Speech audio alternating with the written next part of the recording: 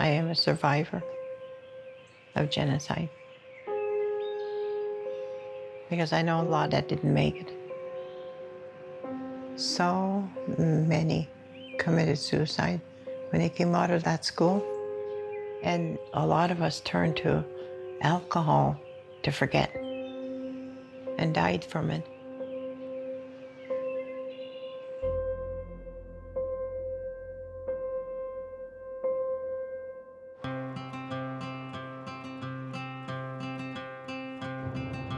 My name is Sarain Fox.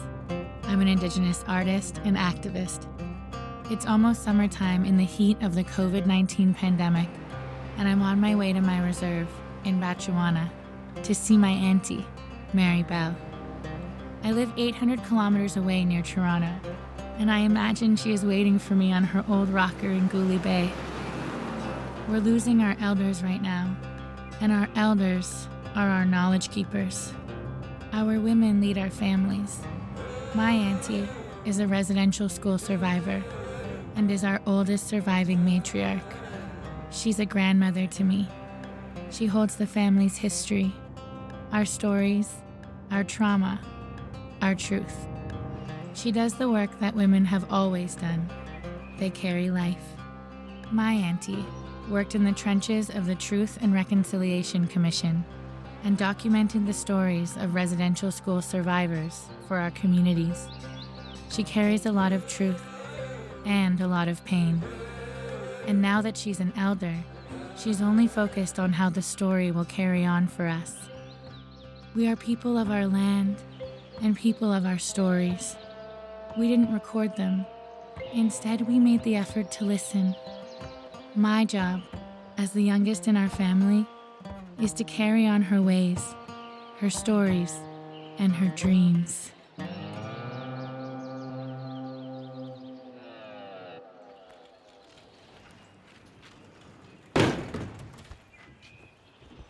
right. Special request. Whoa, wait. She's reclining. I've actually tried to buy her a chair several times, so I'll put it right here. What she wanted was a very specific chair.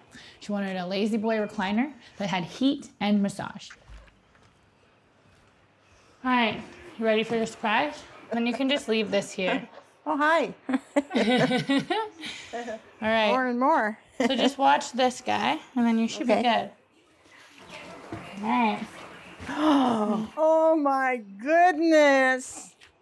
Did you get that, my girl? Yeah. Oh my gosh, that's beautiful. This was the last one with heat and massage in Oh the my. whole country. Really? Oh, God. yes. Oh my gosh. Oh, that's for sure. This is going to be my new way of dancing. And then if you wanted to, you could play. Oh, yes. Oh my. Oh, can you hear my voice? In regards to COVID-19, she just let us take over her space, and she felt really safe right away. We're here at my Auntie Mary's house, and I'm gonna set up camp. So I'm gonna be here for the next couple weeks, and growing up, this is always my favorite place to be. So we're gonna set up home base. This is not regular times on the res. This is a pandemic-centric view of what's happening right now. We had things we needed to do because of COVID-19 that we wouldn't have otherwise had to do. That included getting tested, talking about parameters, meeting with the chief to understand the situation. There actually was a reported case 2 days before we got up here. And so because of that, some of the restrictions that had been lifted were actually reinstated. So we arrived in a different space. The chief was very concerned and asked us to get COVID tested again.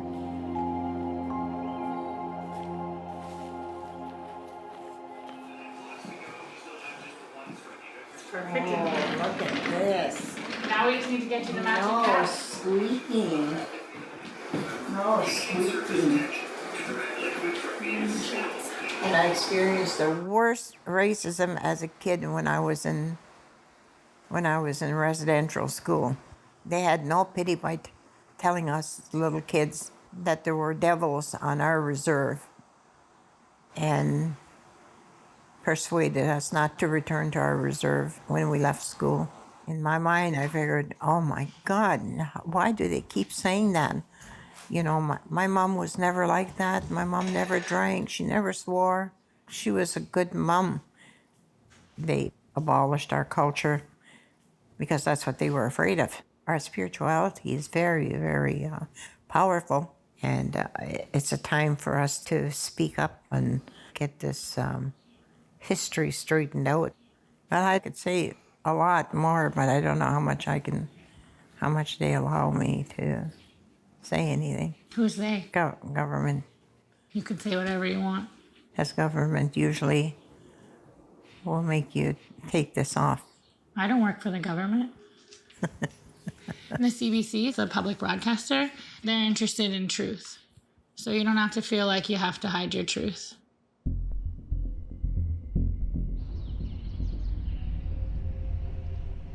My mother, all she said to me is, you're going to go somewhere where there are going to be a lot of girls and you're going to have lots and lots of friends. Being 7 or 8, I really never put a full thought to it. And she didn't bring it up again. Not a word of anything. Nothing. Not even the day we left. As young as I was, I was all happy about it. I thought, oh, I'm going for a train ride. My little brother, Sonny, was along too. He was just waiting for the train to pull in. And then when it did, my mother helped us on the train. Him and I were sitting together. She made sure. Soon we could hear the conductor saying, all aboard, all aboard. She says, you will be right back, and I'll be waiting here for you. It didn't even dawn on me. My mother's getting off the train, going to wait for us to come back. The train pulled out. I'm thinking to myself, oh, this is a really nice train ride. I'm all excited. After a little while, I start thinking, this train is going fairly fast. I wonder when it's going to turn around. I'm looking outside, watching the scenery going by, and daylight is starting to fade. By then, I'm starting to realize this train is not turning around like it's supposed to. It starts getting scary. Oh, that's your mom. Yeah, she's texting you. Okay, Auntie. On her way. She's coming? That's what she's saying. Hold on. Well, let's say hi to her before we wrap. On our way. Hi, my baby girl. How you doing? Hi, Mom. Hold on, I'm gonna give Auntie the phone. I'll put it right here. 1 sec. Oh my gosh. well, hi. Are you having fun? Oh yeah. Oh, definitely. You know, Sarain, she's always full of surprises. I certainly do. I'm going to give her a new name, Anishinaabe. I'm going to call her Surprise Girl. Okay, I just love seeing you, my auntie. Aww. And I am going to make my way there. Make sure you smudge, beauty. Yes, we just finished smudging. All right. I love you. Love you so I very love you too, my girl. You take care. I will. Okay. Aww. My mom is her person. My mom is the one who first heard all of those stories, who was her therapist. So my mom is my auntie's girl. And for my mom, my auntie is her only parent that she's had for a long time now.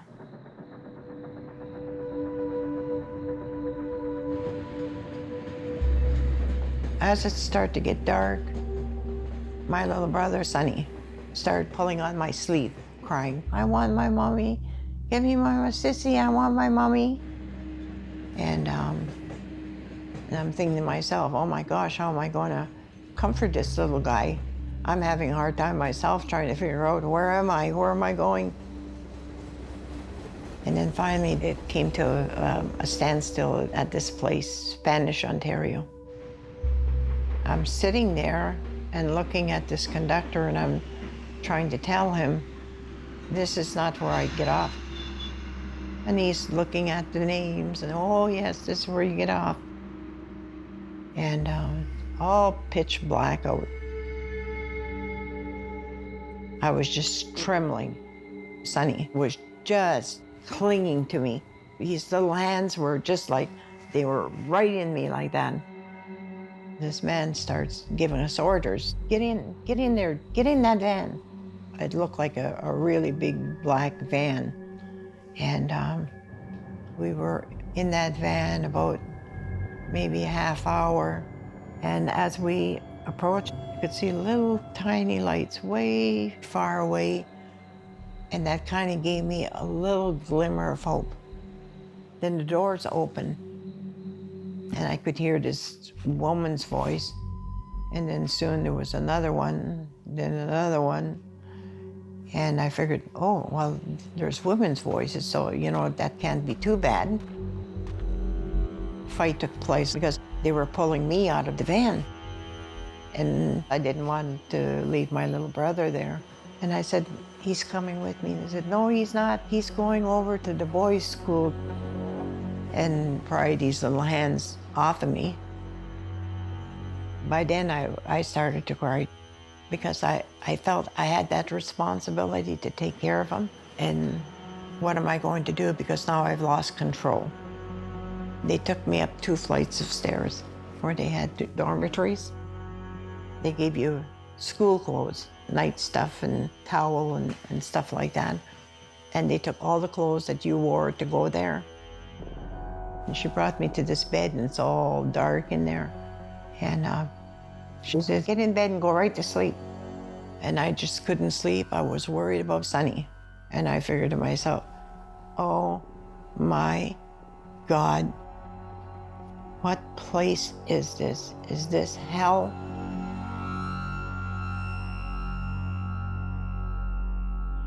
It's gonna be fun. You got your auntie there. It's so nice to meet her. That's so awesome. I'm like hosting from my res, basically. She's on the other side of the tracks. Auntie, do you want to come over here? 1 minute, guys, 1 minute. Don't pressure me. I had summer solstice right smack in the middle of this shoot week. So I was live hosting the Summer Solstice Indigenous Festival, which usually happens in Ottawa. And Auntie watched me in this new pandemic reality of how I do my work. 5, 4, 3, 2, 1, and you're live. Whoa, whoa, whoa, whoa. Now that is how you kick off a festival evening. Oh my goodness. Thank you so much, Cody Coyote. Guys, shout out to all of our matriarchs out there, all of our elders. I got my oldest matriarch, my Auntie Mary here. Want to say hi, Auntie? Bonjour, bonjour, bonjour.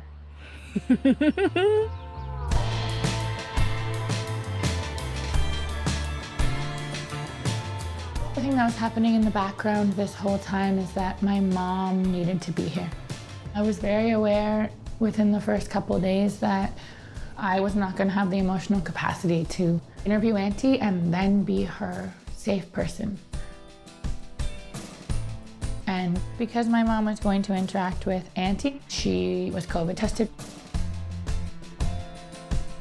My mom's an elder herself, so she's been under the same kind of precautions, not allowed to see anyone. This is her first outing. She drove all night just to get here.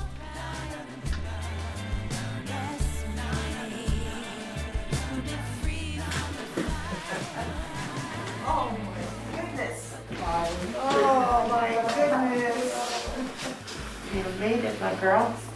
Oh, I know what it feels like when I used to travel and everybody used to worry to make sure that I got there safe.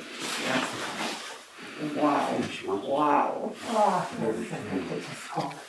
yeah.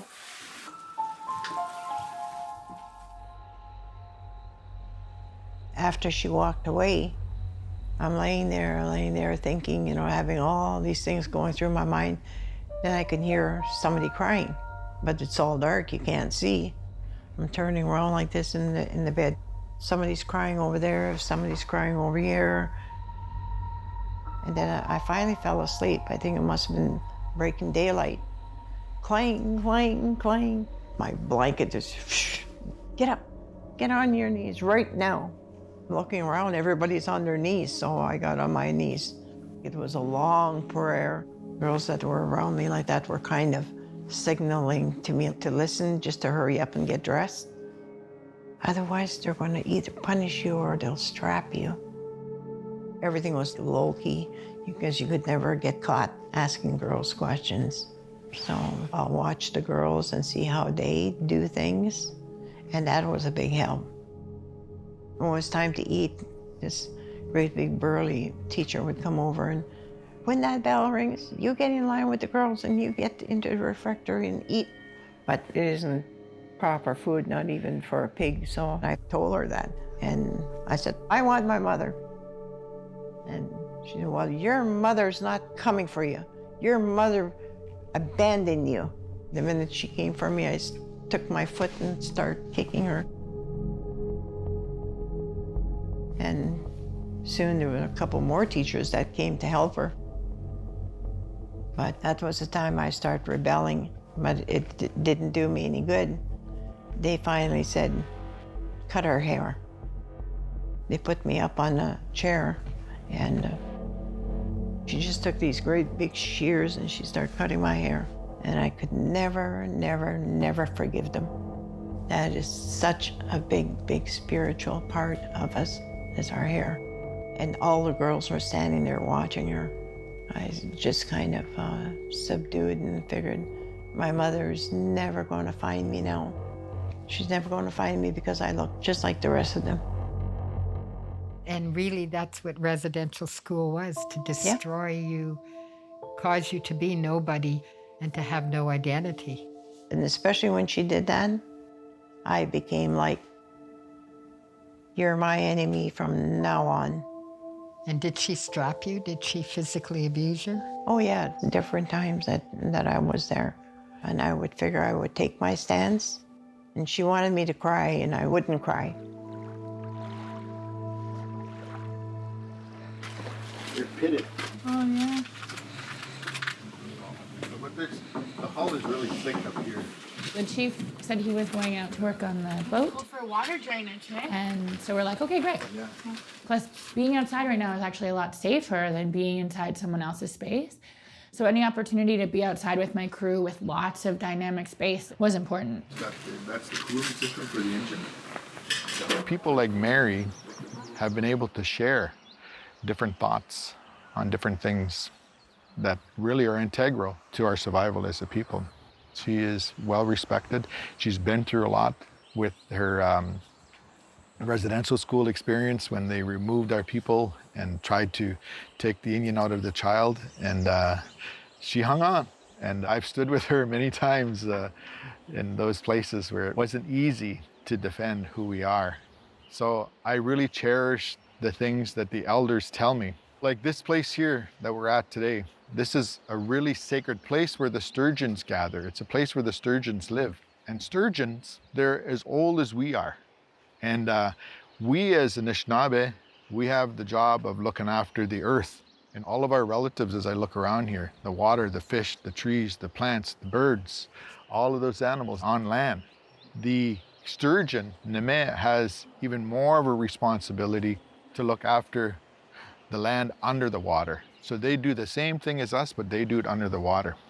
And this was the area that we promised to look after to the Creator. And through it all, even in the face of the oppression, we still have elders that have been able to maintain and even enhance those original understandings. And one of those is Mary.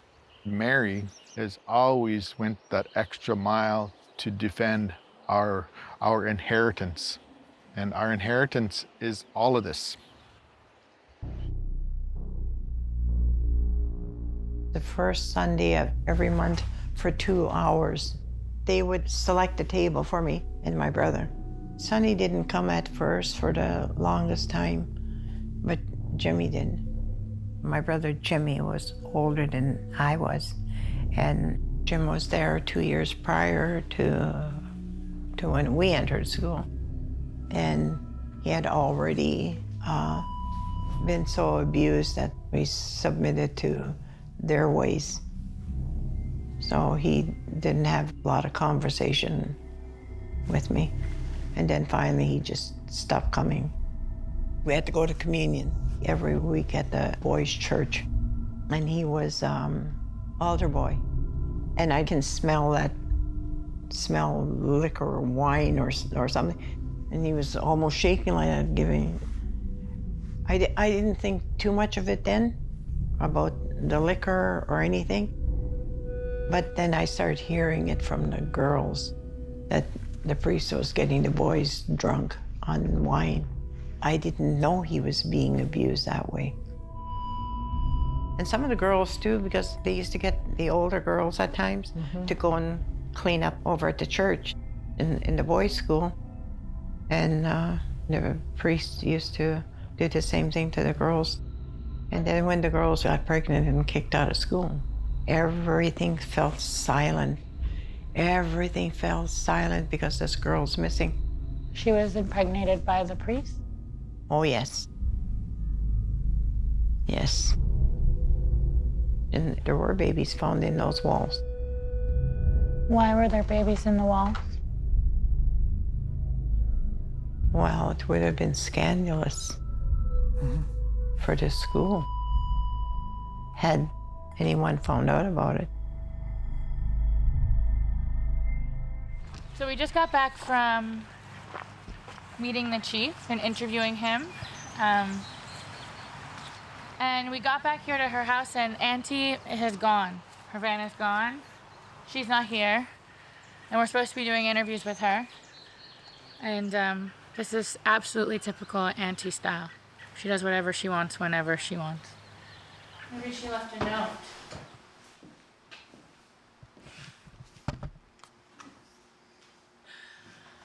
Okay. Auntie Mary was supposed to come with us to the place of the sturgeons. And then she was not feeling well enough. I don't even know. And I don't really know. It actually made me really nervous about the rest of the shoot. Like, if she's already too tired for us, what does this mean, you know? And I'm not gonna risk my auntie's health. What I'm interested in right now is how do we tell the stories of our elders in a way that is slow enough? How do I push to hear all of the 84 years of knowledge that my auntie holds? But oh my goodness, look who's rolling down in the road. So what you can see is that my Auntie Mary's van is pulling in, my uncle's pulling in with a charger.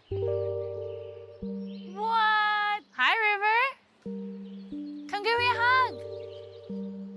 Auntie loves her grandchildren, and she's always trying to get me to hang out with them every time she's here. So River was there. Good to see you. Do you remember me? Mm-hmm. Him and I have a special connection. We always have. So Auntie wanted flower gardens, and I had brought up these planters. So I let him do the planting, and we did that for her. Oh. Which one? You choose. Those precious stones. Which side? The van that my auntie drives is a van that I drove to Standing Rock. Well, it was my mom's van. And then it was my van for about 4 years. And now she has it, and she can use it to take off whenever she wants in good fashion.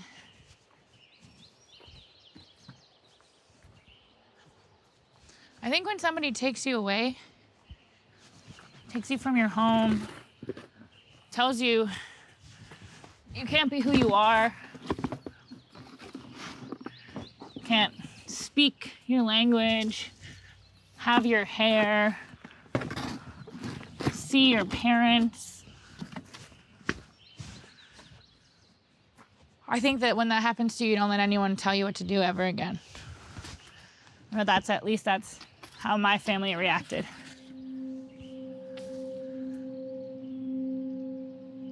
Part of that residential school story is when I used to go home for summer vacation because we had a family before res school. I remember that. Mm-hmm. We had birthdays, we had a lot of things. We had the gatherings at Christmas time. And then each year I was in that school, It got less, until I was out of the picture. I was born in Garden River. Then we moved into Sault Ste. Marie, and I remember so many happy memories there. My mom worked every day, but weekends, we went everywhere. She'd take us down to the park. She used to take us up to the movie theater, and every chance she had, she would treat us. And in wintertime, we'd go sliding on that big hill. We had a big dog, and that dog used to follow us all over the place. Just happy times. It was just like a family. I don't ever remember being sad, threatened in any way when I lived at home before I went to school. My mom was very loving to us. Did you ever feel that? Abandoned by her? No, I loved my mom very, very, very much. Almost to the point where I idolized my mom. She was a good mom. Very good. When we talk about the story, I think about her and how terrible it was for her to have to leave you, and how she couldn't find a way to say goodbye to you. Yeah.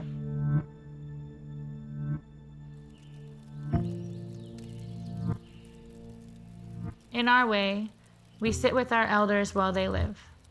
We take the time to hear their stories and honor who they are. There's a world of women like her, elders who have carried life. They beat our moccasins and make us tea. We need to take the time to hear them and to remember the stories they can share while they're here. Stand with them, or at the very least, just sit with them for a few minutes every day. Are you going to share something with us? Yes. When I first walked this way, I was on a rough journey. I asked Creator to show me the way, to help me. So I finally made it to the Indian Friendship Center in Toronto, where I met the elders. And they immediately took me under their wing. They spoke about the culture. And the more the teachings that they gave me, the more I felt this is what I've been searching for. It all connected. And this is how I got to be an elder. And it was meant to be because I belonged to the Sturgeon clan. I didn't know all the gifts that sturgeon had waiting for me. But with all these gifts, I'm trying to live up to that image.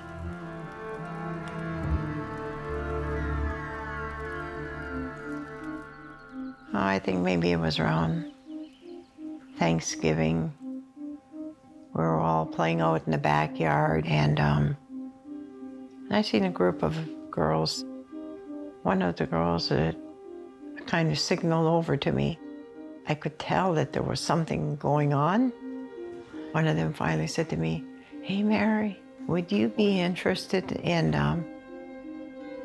what we're going to do?" Well, we're planning on running away. So I'm kind of thinking, getting suspicious. Why are they asking me? These are not like my special friends. It started to fester in my mind. Well, I only have 1 year left because I'll be 16 and I'm going to be leaving. The pressure won't be as hard on me because I'm liable to expose a lot of stuff. And I was trying to resolve it in a positive way, that even if I get caught, I'm thinking, I can handle it. Yeah, I want to run away. When are you going to do this? And they said, when we go for a walk tomorrow. When I went to bed that night, I'm thinking about it. Still, it's heavy on my mind. So the next day, sure enough, we get up early in the morning again and did our duties, our chores, and then by noon hour after lunch, she would ring this bell. It was time to go for our walk. We took different little paths just so we wouldn't be noticed that we're together. But we had a waiting spot out on the highway. As I'm going along the way, I'm pretending I'm picking up things off the ground and going further and further out to the highway. Girls were already there, and we said, well, we can't stay on the highway because it's going to look too obvious. So let's go on the railroad tracks. Every time we'd see a car, we'd hide in the ditch.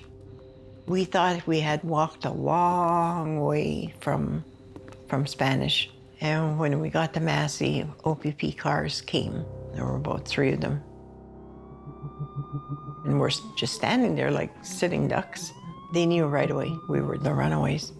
The cop came out, he said, the school reported that you ran away and we have to take you back.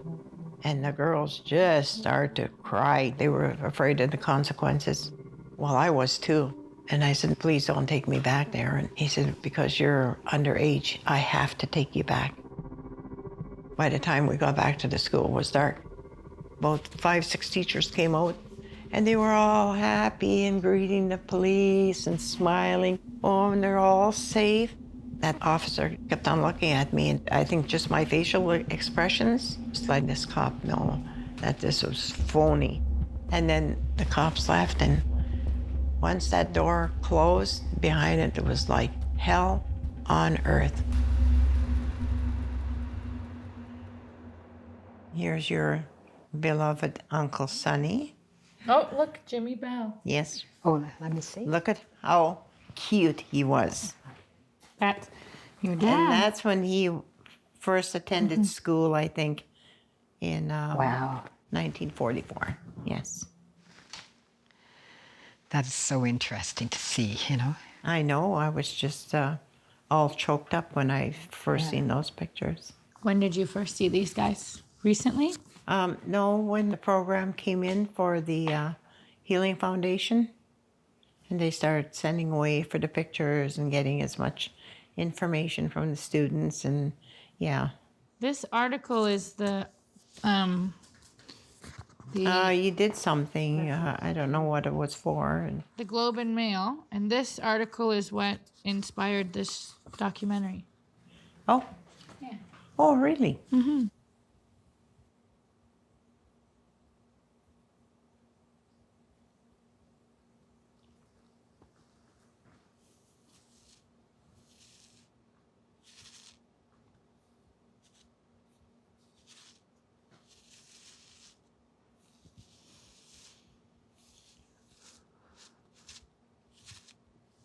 Good, Auntie. Come on. Okay. Strong woman. My auntie outlived all of her brothers and sisters. And what's in between those pages is her guilt for being the one who survived. And she says it over and over again, is that the reason they didn't is because they just weren't strong enough. And that's not about just strength. What she's saying is that it was almost impossible to not be broken. They made us go up to this classroom, they sealed it off, and they said, for you running away, you're not going to have anything to eat for a week. You're not to talk to one another. We're going to set up individual rooms where you're going to be placed individually in each room. And they're yelling and screaming at us. This is not the end of it. This is only the beginning. So when they locked us in that room, it was all dark. And I could hear the girls crying, and they're scared, and they're crying. And I don't know why, I just couldn't cry. We were there all night. Finally, we heard these cluck, cling, clang, this walk coming towards the door. And then she'd call one girl at a time. And the day had passed. It was evening again, and I was the last one in that room. And then finally, she calls me into her office. And she keeps all her weapons there, her straps and everything. She said to me, oh, so you're the leader, you're the brave one. And she was just going on and on, trying to put me down to the lowest level. And she beat me up with that strap. I just froze like that. I froze in one state. I said, I'm not going to cry. And she beat me up really, really bad. She put me in a room and she wouldn't let me out of that room until some of the bruises start going away. After the bruises start going away, then she took me downstairs and she had all the girls stand around and she took and she shaved me. She said, this is what's going to happen to you if any of you ever dare to run away. She said, you're not to talk to her for the rest of this term, and she's to sit alone, and you have nothing to do with her. She did let me go into the refectory, which is the dining room, but I was not to eat the same things that the girls ate. I didn't care what she said about the food. I didn't like it anyways. And she had this table just for me, and all the girls are facing me like I was on display. For the rest of this term, I was there 8 years. And I left there that June 1952.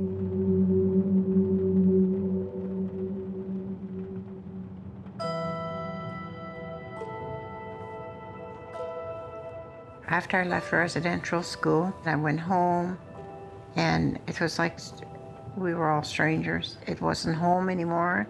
I told my mother, I said, I'm leaving, and she said to me, where are you going? I said, I don't know, but I'm leaving. I'm going to work. And she said, okay, I'm going with you. I was just so happy that she seemed to understand.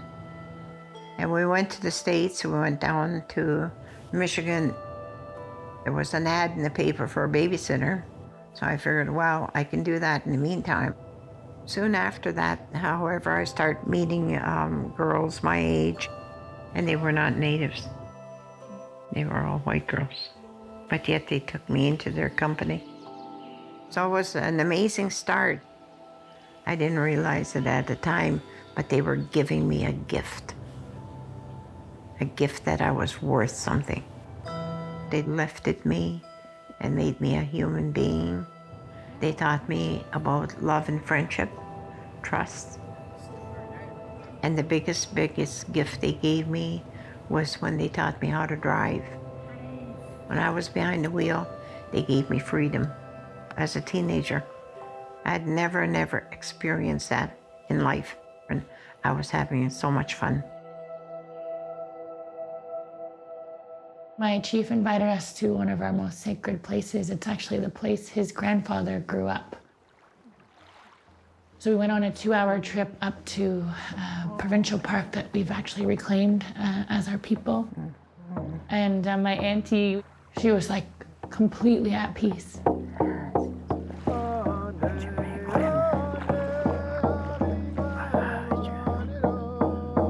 There's nothing like peace and quiet after a raging storm. In our teachings, it says you have power when you truly forgive them. And for the longest time, I would say, oh yeah, I forgive them, you know. I'd say it, but I wouldn't really mean it. I'd go back to my old resentful ways towards them. But there is a difference when you truly forgive them. You receive so much love and peace that I think I deserve. And the song he sang was gifted to him. And it talks about when a lot of bad things happen, sometimes you question, how can there be anything spiritual? How can there be a creator? How can there be anyone here looking out for me if all these bad things keep happening? And so the song says, where will I find my spirit? And then the words back are, you'll find your spirit in all of the land around you, inside your heart, on the other side, so you're in your ancestors. But you'll find your spirit exactly where you are. And I thought that was a beautiful way to sing us out.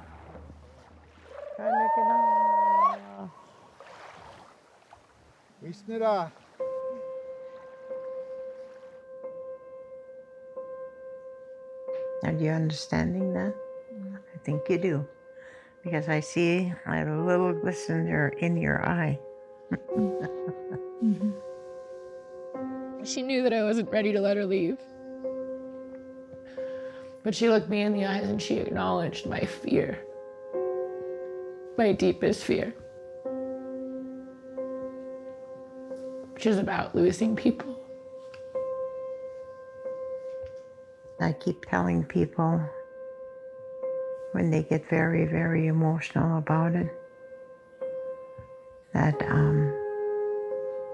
one day when I'm not here, you're going to be even stronger, because you're going to say, she did it.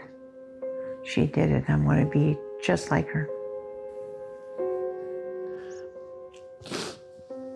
My biggest fear is losing my mom and my aunt.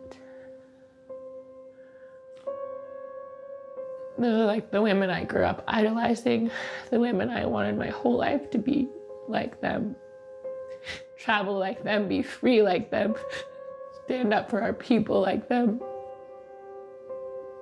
have a sisterhood like them, friendship, connection.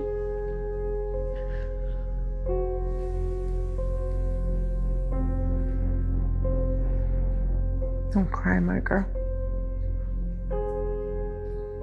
I think that's the one thing that people don't get, is that acknowledgement. It's like a living goodbye.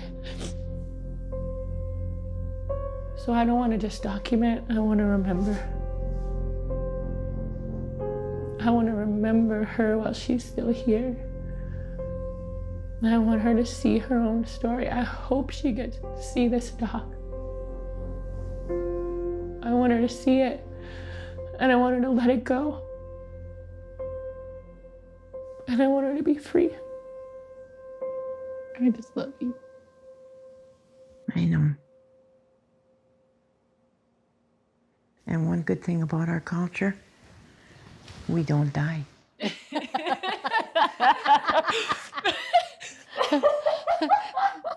End scene. Just kidding.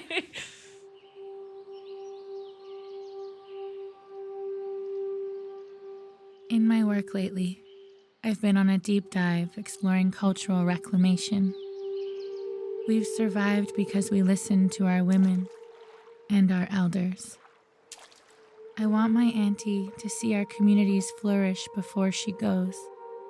For that, I must hear her truth and absorb everything she can teach me while she's here. She tells me Indigenous women must take up leadership roles. We must be willing to do the work and be dedicated to our communities to help them heal and grow. There's an urgency within my generation to record what our elders have to say while we have them, hear their languages before they're lost, and learn the creation stories that brought us here. Most Canadians don't live with these fears and the persistent tension of loss.